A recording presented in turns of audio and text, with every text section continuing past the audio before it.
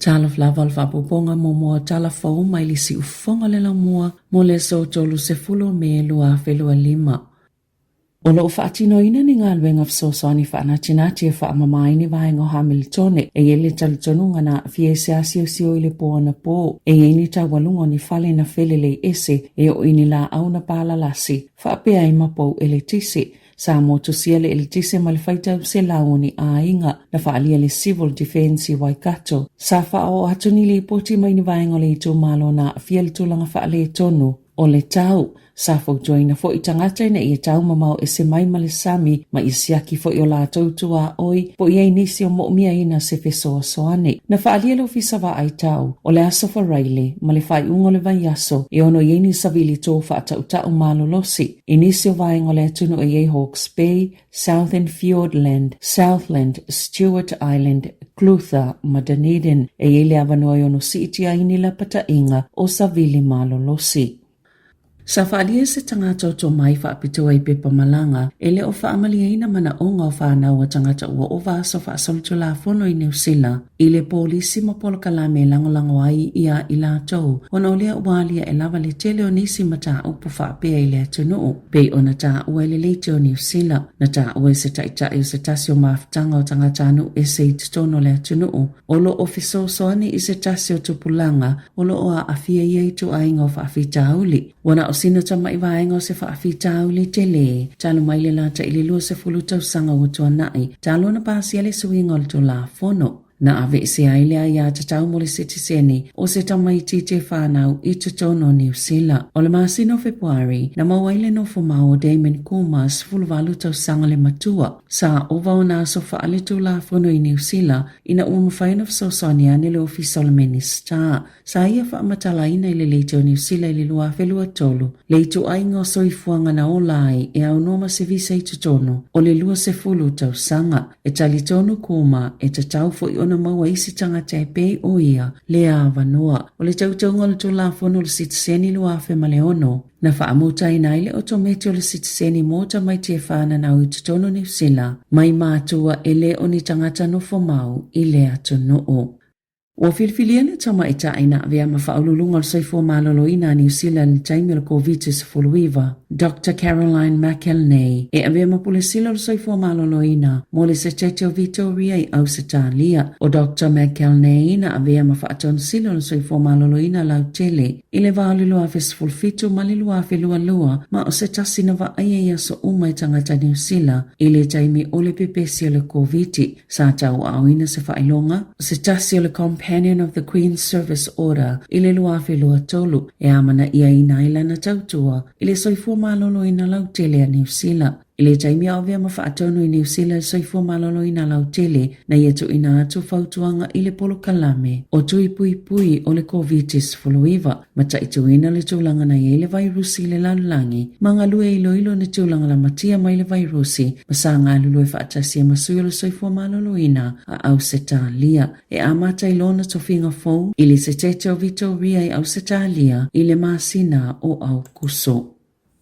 Na whaalia se pepo whaamatalanga le matanga luenga mo tangata Pasifika e le se suinga le whaatinonga o ngā luenga e ui le whaititinga o lana vai ngā tupe mai le tala whaatatau autu o le tupe le malo o lua whelua lima o ana matafa ioi autu e pe o ngā luenga whaafautua o whaamaumaunga mawhai ngā paanga mwhaala potopotonga o le atu maupea e pe o le tūlanga sai ai le tala whaaletupe le tau sanga taluai a le matanga luenga pe o na whaalia i le polisili Geraldine Clifford Ledstone o le a whaawau fo ile whaatupenga o polo kalame au tu e au fiele whaatupenga o ngana Pasifika, sikola sipi o le toloa, polo kalame mo fale pe o le Pacific Financial Capability Fund. Malango i au nanga o whaasalaunga Pasifika. Ai o nisi o suinga, e iwa miliona tala o whaititia e lana tau vai ngā tupe mo tupe fsosoni po o Krans, ma polo kalame, ele o afia vai ngā au tu o ave iai le whaamua muala matanga luenga, ai ua iai ni suinga i nisi o polo kalame. E lima te sima le 5 miliona Tala, ua whaitete le pola kalame le tupu Aotearoa, o le angalulu e vavala lata ma le MST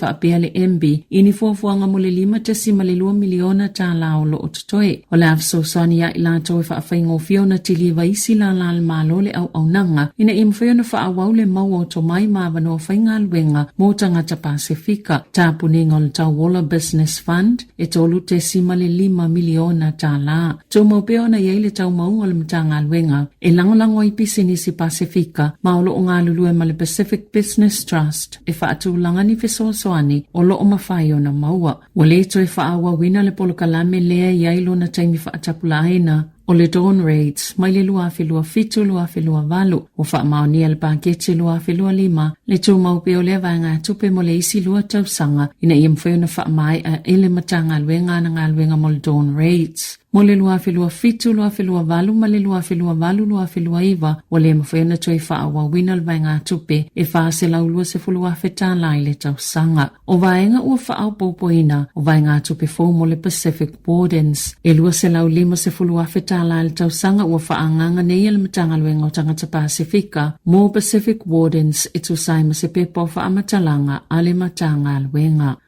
Na tau whiani whalau whaasaina i sa sae tōtonu ma a whatawina atu e mawaile tasi le biliona Tala. Na taita ia ni fitafita o le Navy a New Zealand le suesuenga, ma o se suesuenga pito sili leo na tele ile nei tausanga o mawhai o na mawaile tele o ni whalau whaasaina. Sao fie leono se la uono se fulu kilo kalama o le hashish, ma leono kilo kalama o le amphetamine, na masalomie se va ale Navy a Britannia le vaiasu taluai, se va ana folau le o ngā Sami o le North Arabian Sea, i se vaenga o la lato ngā luenga su e whaifa atasi, le Combined Maritime Task Force, tasi 5 o le lua masina taluai na aloi le va ale Navy a New Zealand, le HMN ZS te kaha, i lea ngā luenga whaifa atasi e whaatino ni au nanga pio na whaia le va ale Navy a Britannia.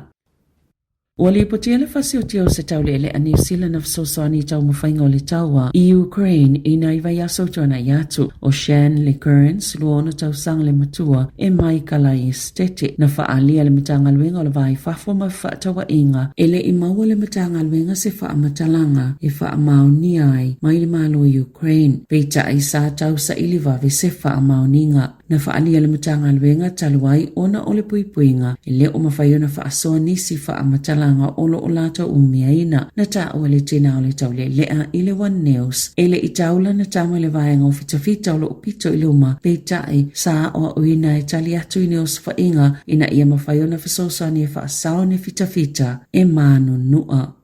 Ua foina le Nerang Neighborhood Centre le toto nginga ni whainga malanga e toi fo ima yeni tangata New Zealand ono nofo le Gold Coast i Australia o e le mawhaio na nga va aif sosani al malo i tangata wale ai ni whale no nofo ai na whaalia e Vicky Rose o le Nerang Neighborhood Centre e yeni se tangata e paula valetali o le toi fo imai i New Zealand o la lato ngā luenga o le ofo atu o so se avanoa e whai i ai le filifilinga ma e loa e le whainga o la lato ngā luenga pe a whai e leo fwoi nātu ma le avanoa e toi whaafo i mai e tangata i New Zealand na Sāmoa Rose o avanoa nei e le whaamalosia ma e le o tangata umafo i lātou te taliaina e eini se whaatalanoa whaato a ngāua i mai e paulawa le tali o le toi tali o mai New Zealand o le whaatopenga o ia whainga malanga e mai le whainga malo o le State of Queensland ma na ta ue Rose wa ngā lulue le Nerang Neighborhood Centre ma isi whaalapo tupatonga le Gold Coast ma Brisbane. E whesoasoani ina ia mawhaio na toi whaafo i mai i New Zealand tangata ualeini a inga ia vaenga o Aotearoa.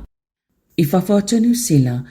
ua poloka se whaamasinonga i le United States tiu te malafonga. I tau o loana wholafola i Presidente Donald Trump na tā wai wala asia le Presidente le itu e le te tawana o iele malo si angola na pule e ala ilona whaio ni tiu te i o loa awina atu mai atu na olo o tele la lato whaatau watu i le United States na ilo lato whaatau mai na tā ua le whaamasinonga i Manhattan le Court of International Trade na tu ina atu e le US Constitution i le kone keresi le pule whaatau la fono ina i whainga whaapisinisi mai si atu no ele mafayuna sopo ia le malu si angal Pristene whaatino waveini whaai unga e malu puipui ele tamau ainga o le United States wato e apili el pulenga pole whainga malu a Trump le whaai unga le whaamasinonga. I taalonga, o le a taalo uma le au so Julian ma adi sa vea le taalonga tau tele mo le moana o na ulo sa ili lava so na wanoa mo le suenga siampini. O le a taalo ima le au o Wellingtone le Hurricane sile polasto na ayo a tau lea i le Sky Stadium i Wellingtone. E a mata le taalonga i le lima e te aile fitu i le afiafi. O le whaingo la kapiso pal tau sanga talawai na tu ua e adi le Hurricanes. A e saini mo le moana Pasifika e o atu i le tau sanga e lua afe lua se fulu. Tala fawia malisi ufonga le lau mua mo le nei vaenga o le tai au.